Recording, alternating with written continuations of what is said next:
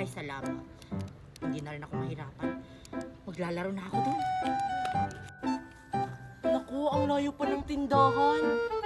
Hala, ano nga yung pinapabili ni Mami? Ano, nakalimutan ko? Ibibigay ko ba ito kina Aling Stacy? Ang sarap naman nito. Favorite ko pa naman to. Kainin ko naman to. Yes, hindi ko na yung bahala doon. Makakapaglaro na rin ako.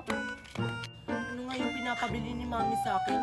Parang suka at saka toyo yun ah. Si Nicole ba yun? Bakit parang nagmamadali siya? Sundan ko nga. Dito na lang ako kakain. Wala naman siguro makakakita sa akin dito. Sarap-sarap nito.